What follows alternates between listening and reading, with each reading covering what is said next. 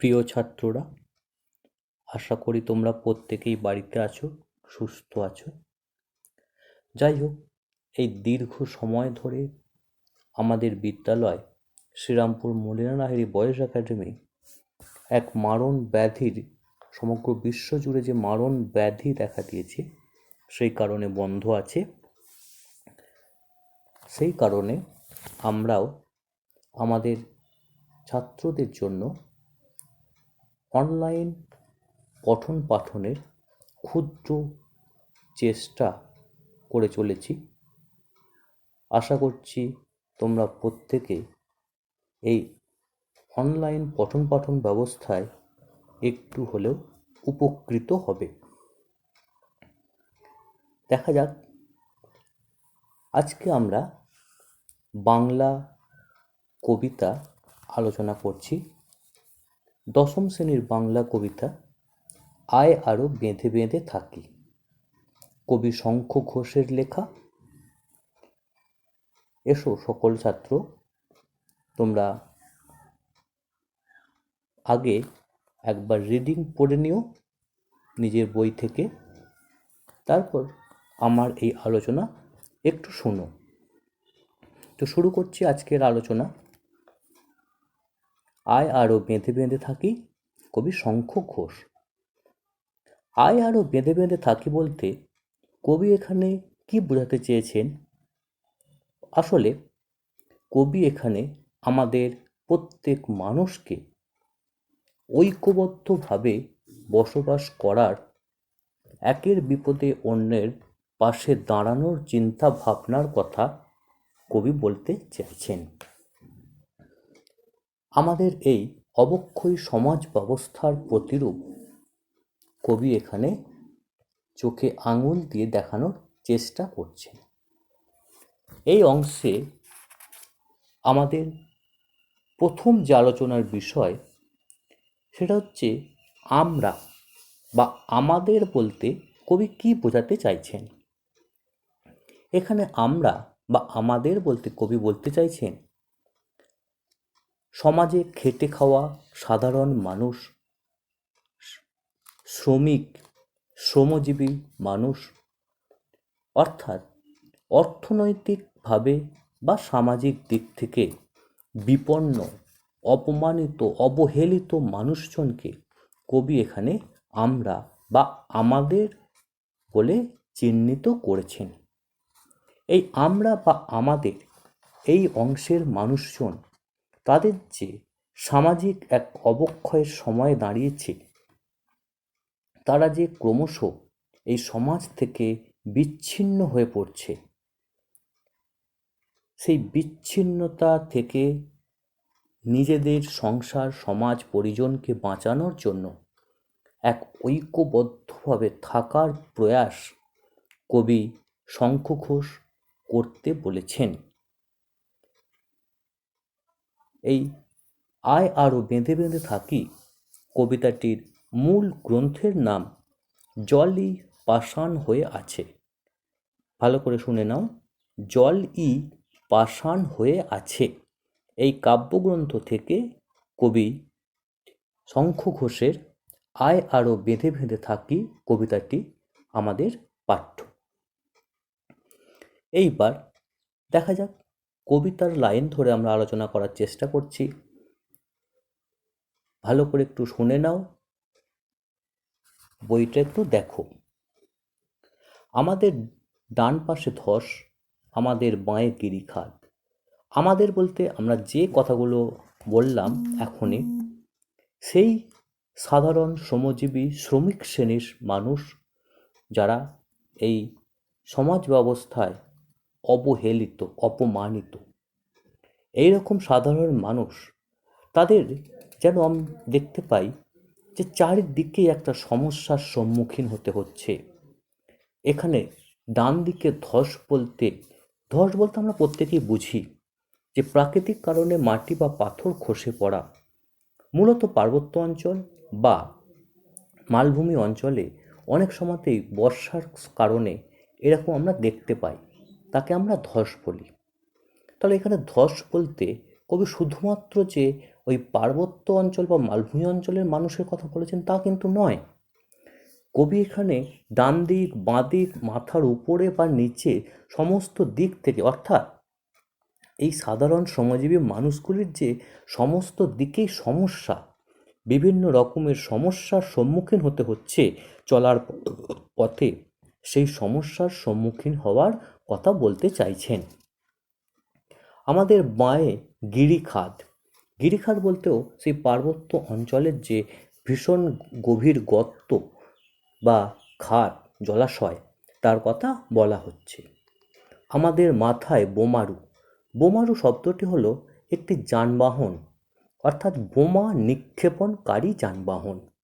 যে যানবাহনে করে বোমা, অর্থাৎ মানব সভ্যতার ধ্বংসকারী একটি অস্ত্র বহন করা হয়, সেই যানবাহন অনেকটা এরোপ্লেনের বা হেলিকপ্টারের মতন, তাকে বলা হচ্ছে বোমারু। পায়ে পায়ে হিমানির বাঁধ, পায়ে পায়ে মানে হচ্ছে পায়ের নিচে আমরা মারিয়ে চলেছি। সাধারণ শ্রমজীবী মানুষ পায়ের নিচে হিমানির বাঁধ, অর্থাৎ বরফের তৈরি পিচ্ছল বাঁধের কথা এখানে কবি আমাদের বোঝানোর চেষ্টা করছেন, যে চারিদিকে সমস্যার সম্মুখীন এই সমস্ত শ্রমজীবী সাধারণ মানুষ। আমাদের পথ নেই কোনো, অর্থাৎ এই সমস্ত সমস্যা থেকে বেরিয়ে যাওয়ার কোনো পথ কবির চোখে পড়ছে না। এই শ্রমজীবী সাধারণ মানুষ যা কিছুই করতে যাক না কেন, সমস্ত ক্ষেত্রেই একটা সমস্যার সম্মুখীন হতে হয়।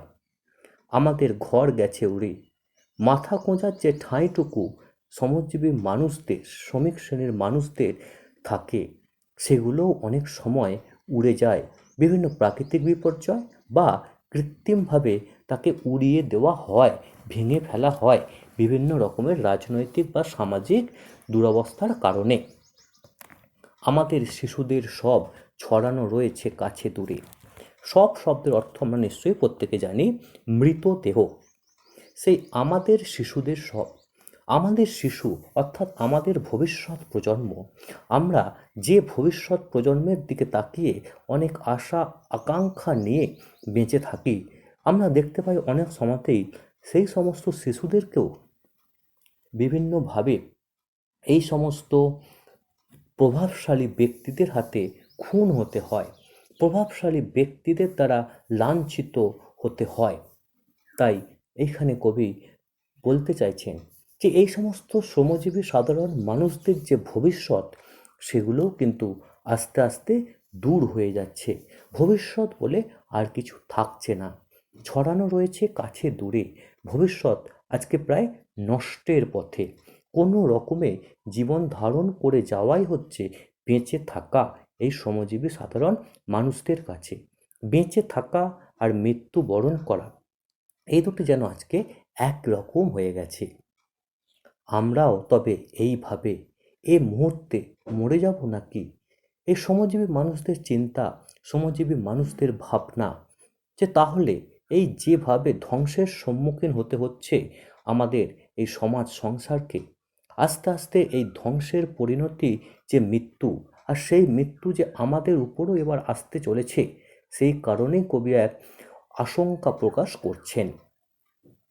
আমাদের পথ নেই আর, আয় আরও বেঁধে বেঁধে থাকি। আমাদের পথ নেই আর, অর্থাৎ আমরা যে কথাটি এতক্ষণ ধরে আলোচনা করছিলাম, আমাদের আর কোনো পথ নেই বেঁচে থাকার মতো। সমগ্র দিকে আমাদের সমস্যার সম্মুখীন হতে হচ্ছে, কোনোভাবেই আমরা জীবন ধারণ করতে পারছি না। এই অবস্থায় কবির বিশ্বাস, বেঁচে থাকা বা লড়াই করে টিকে থাকার একমাত্র উপায়, একমাত্র পথ হলো আমাদের আরও ভীষণভাবে বেশি করে করে ঐক্যবদ্ধভাবে হাতে হাত মিলিয়ে কাজ করতে হবে, বেঁচে থাকতে হবে। এই গেল আমাদের আয় আরও বেঁধে বেঁধে থাকি কবিতার প্রথম অংশ। এবার আমরা শুরু করছি দ্বিতীয় অংশ। আমাদের ইতিহাস নেই, অথবা এমনই ইতিহাস আমাদের চোখ মুখ ঢাকা। আমাদের ইতিহাস নেই, আমাদের বলতে আমরা যা কথাগুলো এতক্ষণ ধরে বলছিলাম, সেই শ্রমজীবী সাধারণ শ্রমিক শ্রেণীর মানুষ, তাদের কথা বলা হচ্ছে। তাঁরা বলছেন আমাদের ইতিহাস নেই। কেন নেই? ইতিহাস অর্থাৎ অতীত, আমাদের অতীত ঐতিহ্য নেই। কারণ ইতিহাস আমাদের সাক্ষী আছে, সব সময় শাসক গোষ্ঠী নিজের পছন্দ মতো ইতিহাস তৈরি করেন, রচনা করেন। শাসক গোষ্ঠী যা ইচ্ছা, শাসক গোষ্ঠীর যেটা ভালো বলে মনে করেন, সেই রকমই ইতিহাস রচিত হয়। যে শাসক গোষ্ঠী যে সময় শাসন ক্ষমতা ভোগ করেন, সেই শাসক গোষ্ঠী বা রাজা তার নিজের মতন করে ইতিহাস লিখতে থাকেন। যেমন ধরো, সাধারণ একটা বিষয় আলোচনা করি। আমি যদি প্রশ্ন করি, আচ্ছা বলো তো, তাজমহল কে তৈরি করেছিলেন? আমরা সকলে এক বাক্যে উত্তর দেব, তাজমহল মোগল সম্রাট শাহজাহান তৈরি করেছিলেন। ঠিক কথা, এটাই আমরা জানি। আবার যদি আমরা চেষ্টা করি, চীনের প্রাচীর কে বানিয়েছিলেন? আমরা সবাই বলবো কিং সি হুয়াং চীনের প্রাচীর তৈরি করেছিলেন। কিন্তু একবারও আমরা ভেবে দেখেছি কি, শাহজাহানের নামই বলি বা কিং সি হুয়াংয়ের নামই বলি, তাঁরা কি নিজে হাতে করে এই প্রাচীর বা এই তাজমহল বানিয়েছিলেন? তাঁরা হয়তো খরচ করেছিলেন, টাকা পয়সা জোগাড় দিয়েছিলেন। কিন্তু তাজমহল তৈরি করতে যে হাজার হাজার শ্রমিকের কত দুঃখ কষ্টের কাহিনী জড়িয়ে আছে, সেই শ্রমিক শ্রেণীর মানুষ, সেই শ্রমজীবী মানুষ, তাদের কথা এই জায়গায় আমরা পাচ্ছি না কেন? তারাও তো অনেক কষ্ট সহ্য করে, কত রক্ত ঝরিয়ে, কত প্রাণ বিসর্জন দিয়ে তবে এই এক একটা সুন্দর সুন্দর ঐতিহ্যশালী সৃষ্টি আমাদের চোখের সামনে আজকে উপস্থিত হয়েছে। তাদের কিন্তু নাম ইতিহাসের পাতায় আমরা পাই না। সেই কারণেই কবি শঙ্খ ঘোষ বলছেন, এই সাধারণ শ্রেণীর মানুষ, এদের কোনো ইতিহাস নেই, অথবা যদিও কোনো একটা জায়গায় থেকে থাকে, সেটা চোখ মুখ ঢাকা, সেখানে নাম স্পষ্ট নয়। হয়তো কোথাও লেখা আছে যে সাধারণ শ্রমজীবী, সাধারণ মানুষের সহযোগিতায় কোনো একজন বীর সৈনিক বা বীর রাজা এগুলি তৈরি করেছিলেন। আমরা ভিখারি 12 মাস, আমরা অর্থাৎ শ্রমজীবী সাধারণ মানুষ, দিন আনা দিন খাওয়া সাধারণ মানুষ, তারা সারা জীবনে এইভাবেই তাদের বেঁচে থাকা, খাদ্যদ্রব্য আহার করা, গ্রহণ করা, কিনে আনা, সমস্ত কিছুই রোজের রোজ করতে হয়। আজকে খাচ্ছি পেট ভরে, কাল যে আমি কি খাবো সেই কথা তারা ভাবতেও পারে না। পৃথিবী হয়তো বেঁচে আছে, পৃথিবী হয়তো গেছে মরে, পৃথিবী হয়তো বেঁচে আছে। তাদের কাছে, সেই সমস্ত সাধারণ মানুষের কাছে পৃথিবী আজকে বেঁচে আছে না মারা গেছে? পৃথিবীর এই ঐতিহ্য, এই শক্তি, সমস্ত কিছু যে কীভাবে আছে কি গেছে, তাই নিয়ে আজকে তাদের কোনো রকম মাথা ব্যথা নাই। তারা কোনোভাবে জীবন ধারণ করছে, এটাই তাদের কাছে বড় ব্যাপার। আমাদের কথা কে বা জানে? আমরা ফিরেছি দৌড়ে দৌড়ে। আমাদের কথা আমরা হয়তো প্রত্যেকেই জানে, হয়তো, যে এই সাধারণ শ্রমজীবী মানুষ ছাড়া এগুলো হওয়া সম্ভব ছিল না। কিন্তু তারপরেও কিন্তু আমাদের কোনো সম্মান নাই। তারপরেও কিন্তু এই সাধারণ শ্রমজীবী মানুষের কোনো ঐতিহ্য নাই। তাদেরকে আমরা সব সময় অপমানিত করি। আমাদের ঘরে দৌড়ে যেখানে আসুক না কেন, তাদেরকে আমরা দূর দূর করে দিই। দৌড়ে দৌড়ে তারা ঘোরে, কখনো বা খাবার গ্রহণ করতে, আহারাদি গ্রহণ করতে কিছু ভিক্ষার ঝুলি নিয়ে। কিছুই কোথাও যদি নেই, তবু তো কজন আছে বাকি। তাদের কোথাও কিছু নেই, কিন্তু একটা জায়গা আমাদের প্রত্যেককে মনে রাখতে হবে। এই সাধারণ শ্রমজীবী সাধারণ মানুষ, এনারা যদি আজও না থাকেন, সবই যদি ধ্বংস হয়ে যায়, তাহলে আমাদের এই জীবন প্রবাহও কিন্তু ধ্বংস হয়ে যাবে। আজকে চাষিরা যদি বলে আমরা মাঠে ফসল ফলাবো না, বিভিন্ন গোষ্ঠীর মানুষ যদি তাদের কাছ থেকে হাত তুলে নেয়, শ্রমিক শ্রেণীর মানুষ যদি, শ্রমজীবী সাধারণ মানুষ যদি তাদের কলকারখানায় যারা কাজ করেন সে সমস্ত জায়গা থেকে যদি তারা ছুটি করে নেন, তাদের তো ক্ষতি হবেই। কিন্তু আমরা যারা প্রভাবশালী ধনী ব্যক্তি, টাকার অহংকারে সমস্ত মানুষকে অপমান করে চলেছি, তাদের কিন্তু ক্ষতি আরও অনেক বেশি হবে। তাই তারা কিন্তু মুখ বুজে এই সমস্ত কিছু অপমান সহ্য করেও কাজ করে যাচ্ছেন। আয় আরও হাতে হাত রেখে, আয় আরও বেঁধে বেঁধে থাকি। কবি শঙ্খ ঘোষ শেষ পর্যন্ত এক আশার বাণী আমাদের শুনিয়েছেন। কবির দৃঢ় বিশ্বাস, আমরা যদি একে অপরের সাথে সহযোগিতার বন্ধন আরও দৃঢ় করতে পারি, আমাদের এই ক্ষয়িষ্ণু সমাজ ব্যবস্থার বিরুদ্ধে প্রতিরোধ গড়ে তুলতে পারি, তবেই কবির ভাষা অনুযায়ী, কবির কথা অনুযায়ী আমরা আবার বেঁচে থাকার রসদ খুঁজে পাব। আমাদের বেঁচে থাকতে গেলে যা কিছু, অর্থাৎ এই বিপন্ন সমাজ ব্যবস্থাকে রক্ষা করতে গেলে আমাদের একমাত্র প্রয়োজন, যা কিছু প্রয়োজন তার মূল হচ্ছে আমাদের ঐক্যবদ্ধ শক্তি।